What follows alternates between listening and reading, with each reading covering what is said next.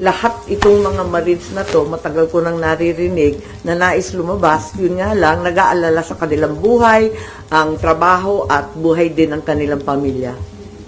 Ma'am, if ever po mag-agree sila na humarap po dito sa Senado, Hindi can ba the Senate... nagbo-volunteer yung Attorney Levy kahapon? Opo. Na patawagin daw sila at handang-handa daw sila. Can the Senate offer them any protection po? I hope so. Karapat dapat lamang na talagang protektahan sila. Ang mahirap sa Pilipinas kung tutuusin, kung yung mismo pang whistleblower ang pinarurusahan eh. Dapat may sadyang witness protection tayo. Ma'am, have you spoken with the majority about this? Are they also Wala, available nagulanta here? lang talaga ako kahapon. Nagulat lang kaming lahat. At nakikinig ako actually dun sa ICC, di ba, ikalawang araw ng pagbunyag ng confirmation of charges. Kaso, lumitaw ito, no?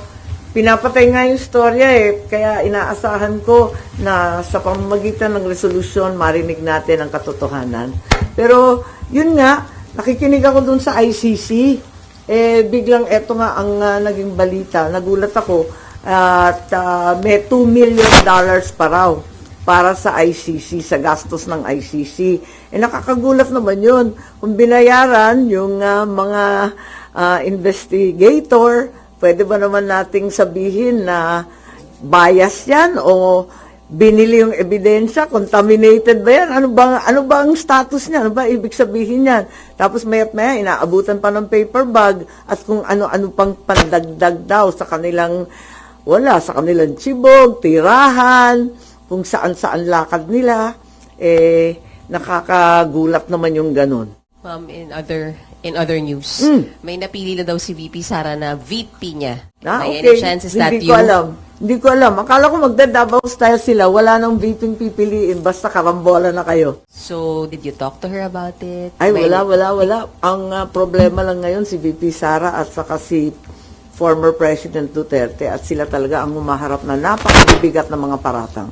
Isa kayo sa tinuturo na possible ng mga kasamahan nyo and even Duterte supporters. Talaga naman, forever running mate na ako ni Inday Sara. Running, walking, sitting, standing.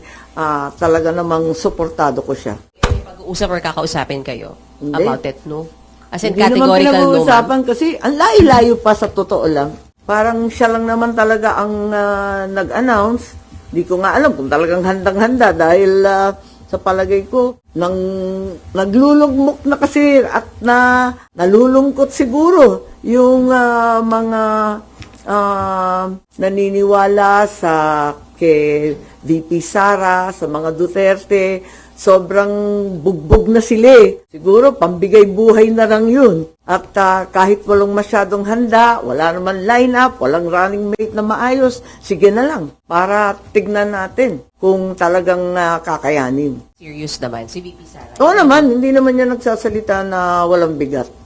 Alright mga kababayan, so nakakaalarma talaga itong nabalitaan natin kahapon, no? Itong naging press conference ng 18 Marines na lumantad sa publiko nang sinabi nila di umano na meron silang partisipasyon, no, sa paghahatid o pagdi-deliver ng mali-maletang pera. So talagang nakakabagabag to mga kababayan at hindi natin pwedeng ipagsa walang bahala, no? Kaya naman itong si Senator Amy Marcos ay hindi din naiwasan, no, na maglabas din ng kanyang statement patungkol nga po dito. So sa kabilang banda mga kababayan, itong mga pinangalanan, no, ng ating mga magigiting na ex-Marines ay talagang ito yung yung mga lagi nating napapabalita, no, na sangkot di umano dito sa mali-maletang pera. So hanggang ngayon kasi mga kababayan is nananatili talagang malabo, no, yung mga nangyayaring investigasyon kasi hindi pa talaga totally tapos yung issue ng flood control at maraming hindi kontento at nasisiyahan sa naging resolusyon o ano yung nangyaring resulta dito sa pag-iimbestiga ng ICI patungkol nga po dito sa flood control scandal. So bilang isang mamamayang Pilipino, ordinaryong Pilipino, bilang taxpayer, talaga nakakagalit no na makita mo na ganito ang ginagawa sa pera ng taong bayan na talagang minamaleta, binabiyahe, gamit itong mga litrato mga kababayan na available at kumakalat ngayon sa social media, no? So, ginrab lang natin yan para i-ano natin sa inyo, no? I-present sa inyo na yan ay available, hindi po sa akin galing yan, kundi sa ilang mga ano yan, no? Ipinalabas dito sa live, no? Live conference o press conference kahapon. Kaya talagang nakakagulat at nakakapanglumo.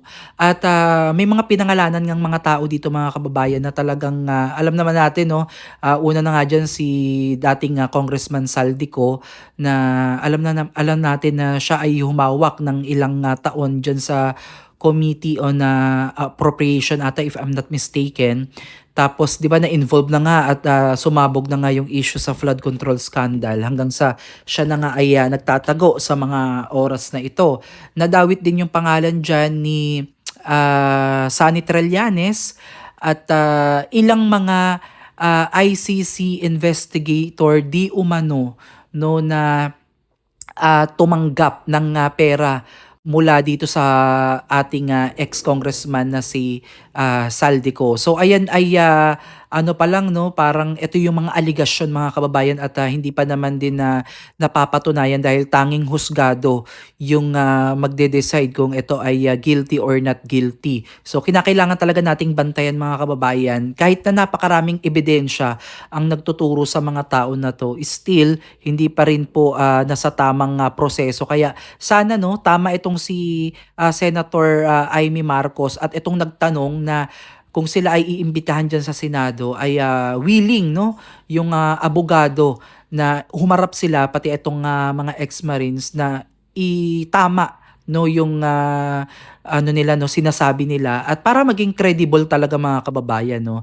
So sa kabilang banda, okay, bigyan naman natin ng benefit of the doubt itong mga sangkot no sa ano na to, sa mali-maletang issue na to, mali-maletang pera na issue na to. Sige, bigyan natin sila ng benefit of the doubt, no? So, china-challenge natin sila ngayon na mag-file sila ng kaso laban nga dito, no? Hindi yung puro kuda, puro salita, puro statement. So, sampahan nila ng kaso kung alam nila talaga na hindi ito totoo or walang katotohanan, sampahan nila ng kaso, no? At ipakita nila sa taong bayan na talagang mali ang inaakusa sa kanila kasi talaga mga kababayan yung ipinakita at inilabas na mga pangalan at larawan ng mga ano, talagang sila yung mga maiingay ngayon kung mapapansin niyo, no? So hindi ko na iisa-isahin yan mga kababayan, alam nyo na yan at kumalat na yan sa social media at yung iba sa kanila ay nagbigay na nga ng kanilang mga statement at iisa lang yung ano nila, no?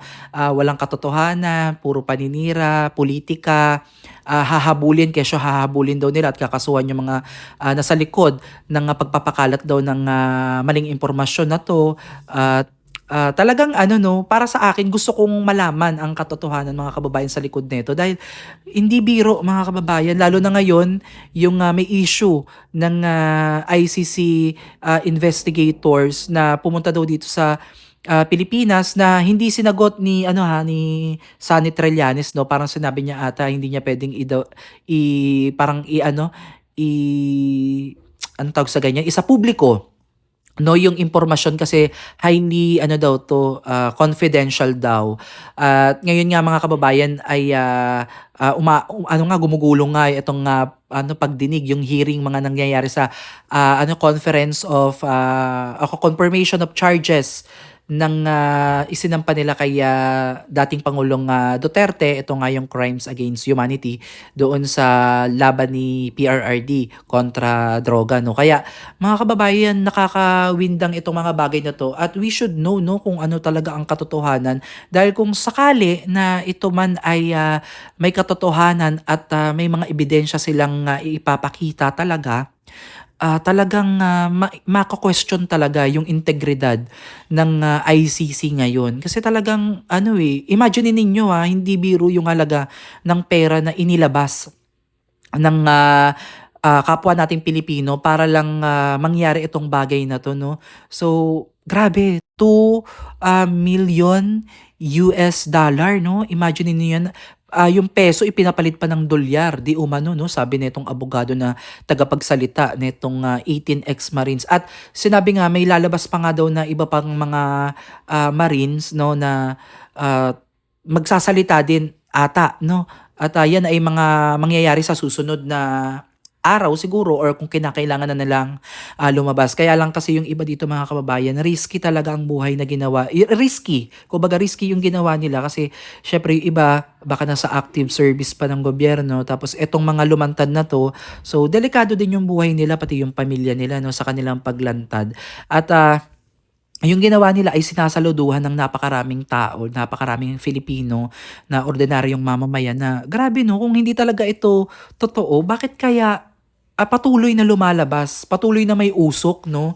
No, pilit nila kasing ano yung sinabi nga ni Senator Amy Marcos na pilit nilang inililihis, parang gano, parang inilalayo sa issue na to, no? At hindi naman maaari yun mga kababayan kasi hanggat may lumalabas na ganito, hindi natin pwedeng ipagsawalang bahala yan dahil kapakanan ng mamamayang Pilipino at ng bansang Pilipinas yung nakasalalay dito. So para sa akin mga kababayan, tama lang na itong 18 ex-Marines na to ay bigyan, no, ng witness protection kung sila ay magsasalita laban sa kanilang mga nagawang pagkakamali or kung sila ay naging parte, syempre naging parte din sila ng kasalanan, kung sila ay managot din, siguro naman 'di ba accepted naman na nila yung consequences na yan. Siguro nakonsensya siguro tong 18 na ex-Marines na to, no? Kaya sila ay nagsalita at nagpasya na iwasto yung pagkakamali kung meron man, no, na itama yung kasaysayan at sila ay mag-iwan ng tunay na legasiya na talaga naman pasasalamatan sila buong buhay ng mamamayang Pilipino, no. So sa akin lang mga kababayan, para to be fair, no, kasuhan, no, ng mga involved na mga tao, ng mga pinangalanan, mga nadawit dito sa issue na to. Nakasuhan itong 18 Marines kung sakaling sila ay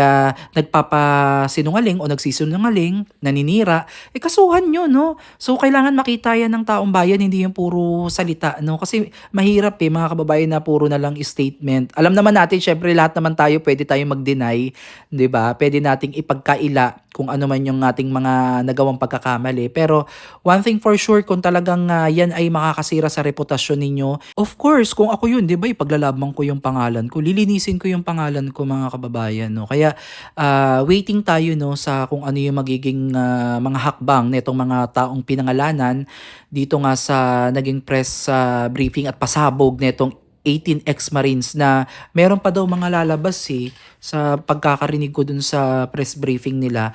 Yung iba lang daw kasi parang hesitate pa daw na lumantad kasi may mga asawa, no, na nagtatrabaho din daw sa government. So active in service pa kaya talagang mahirap. Again mga kababayan, ibinahagi ko tong video na to at ang aking reaction video about dito kasi syempre we deserve to know na kung ano yung totoo sa mga nangyayari ngayon sa ating lipunan at dapat lagi tayong vigilant, no, at hindi tayo basta-basta nakikinig o nag-ano lang, kumbaga magkaroon din tayo ng sarili nating kusa, no, na tayo mismo yung umalam ng mga katotohanan. So kayo ay hinihikayat ko din mga kababayan na alamin both side yung story nito at kayo yung tumingin at magdetermina sa sarili ninyo kung sino nga ba yung nagsasabi at sino yung hindi nagsasabi ng totoo. Kasi para sa akin, kapakanan lang naman natin ng mamamayang Pilipino at ito ay personal opinion ko.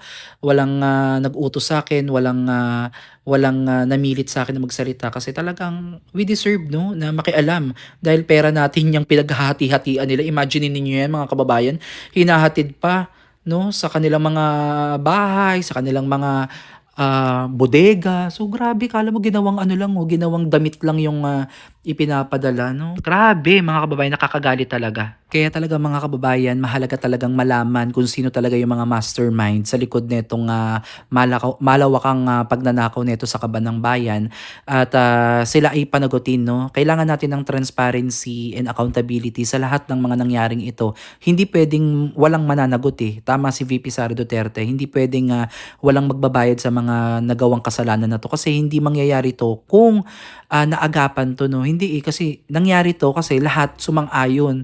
Kasi napakalaking halaga ng perang pinag-uusapan dito mga kababayan at hindi lang iisang tao yung may kagagawa nito. Kaya dapat lahat, no, ng sangkot dito ay managot at kung dapat ikulong, ibalik yung mga perang ninakaw, no? Kasi we deserve better, no? At hindi natin deserve yung ganitong ginagawa sa atin kasi tayo yung nagsasakripisyo, buhay natin at kapalaran natin, future natin ang nakataya dito mga kababayan. So again, maraming salamat sa inyo. Kung gusto nyo panoorin yung kabuuang video mga kababayan, ay bisitahin nyo po yung mga nangyaring press briefing nung nakaraan. Tapos ito po nga naging speech po ni Senator Amy Marcos. So again, maraming salamat po at God bless po sa inyong lahat.